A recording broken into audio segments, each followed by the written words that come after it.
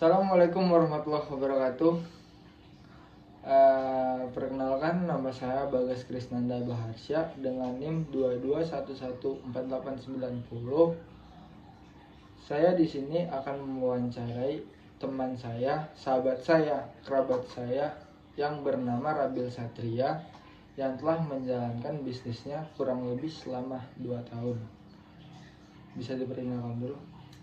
Perkenalkan, nama saya Rabil Satria, mahasiswa semester akhir dari Universitas Islam Indonesia. Baik, mungkin langsung ke poin pertanyaannya.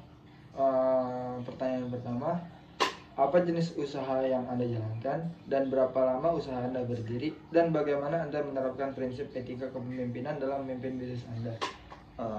Jenis bisnis yang saya jalankan itu bisnis penjualan. Saya menjual baju bekas atau mungkin gaya trennya di dunia anak muda sekarang itu thrifting ya. Saya sudah menjalankan bisnis selama kurang lebih 2 tahun dan etika kepemimpinan yang saya selalu laksanakan dan saya ingatkan kepada karyawan-karyawan saya yaitu disiplin, menghargai waktu, dan konsisten menjadi kunci utama saya menjalankan bisnis saya. Oh, berarti konsisten yang paling perlu, Mas. Iya, benar. Pertanyaan kedua, bagaimana cara Anda menangani konflik yang muncul dalam tim atau dengan mitra bisnis? Dan apa strategi utama Anda? Apa strategi utama yang Anda lakukan untuk menangani manajemen konflik?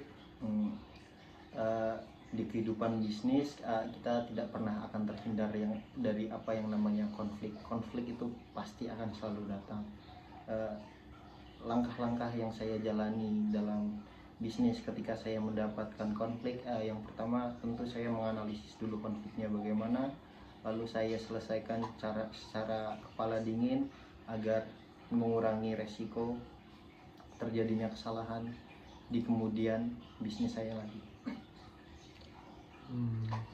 Baik, pertanyaan yang ketiga, bagaimana proses pengambilan keputusan yang Anda lakukan dalam menghadapi situasi kritis yang berdampak pada kelangsungan bisnis Anda? Agak berbahaya ya kalau kita mendapatkan situasi kritis dan kita akan mengambil keputusan dengan cepat. Tentunya saya walaupun dengan situasi kritis tentu tidak akan membuat saya panik karena saya juga sudah berkali-kali mendapatkan situasi seperti ini. Tentunya yang pertama itu analisis masalahnya dulu, baru kita dapat mengambil keputusan apa yang ingin kita buat agar kelangsungan bisnis kita tidak hancur atau bangkrut. Saya akan lanjut pertanyaannya. Pertanyaannya yaitu, bagaimana Anda memastikan koordinasi yang efektif dalam organisasi untuk mencapai tujuan bisnis yang telah ditetapkan? Setiap karyawan yang saya handle tentu saya punya catatan hariannya terhadap pekerjaan mereka. Saya selalu berbicara secara personal, mengkoordinasi agar mereka bekerja sesuai yang saya inginkan. Oh, baik. Pertanyaan selanjutnya yaitu, apa bentuk laporan pertanggungjawaban yang Anda gunakan untuk memantau dan melaporkan kinerja organisasi secara berkala? Namanya bisnis, kita tentu harus memiliki catatan keuangan yang jelas dan rinci, tapi tidak itu aja. Ada yang tidak kalah pentingnya, catatan tentang poin-poin kecil terhadap karyawan kita, bisnis kita, terhadap promosi penjualan dan lainnya. Dan semua itu selalu saya lakukan kurang lebih 2 tahun. Saya menjaga konsistensi dalam menjalankan poin-poin kecil tersebut. Apakah ada bentuk reward yang Anda berikan kepada karyawan? Dan bagaimana reward tersebut membantu meningkatkan motivasi serta produktivitas mereka? Pada awal saya membangun bisnis saya belum kepikiran untuk memberikan bonus. Tetapi semakin berjalannya waktu, mungkin setiap karyawan saya memiliki rasa jenuh terhadap pekerjaannya yang membuat menurunnya efektivitas dan produktivitas penjualan yang ada di bisnis saya. Maka dari itu saya memberikan bonus kepada mereka yang melewati angka yang telah saya tetapkan dalam penjualan. Hal ini saya rasa sangat meningkatkan motivasi mereka untuk mencari buyer agar bisnis ini terus berjalan. Baik. Selanjutnya yaitu bagaimana cara Anda menangani kesalahan atau pelanggaran yang terjadi di organisasi, dan apa dampak punishment terhadap kinerja tim secara keseluruhan.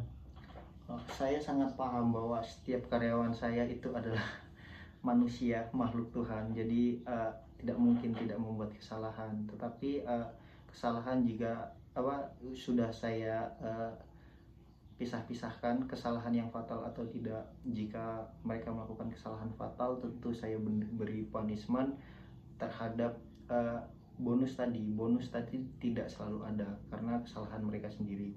Tetapi jika mereka tidak melakukan kesalahan, tentu bonus akan tetap selalu ada.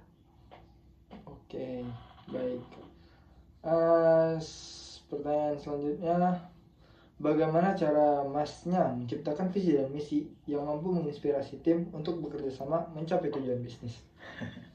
Visi dan misinya tentu jelas, karena kita itu pengusaha muda, anak-anak muda sekarang tentu maunya duit.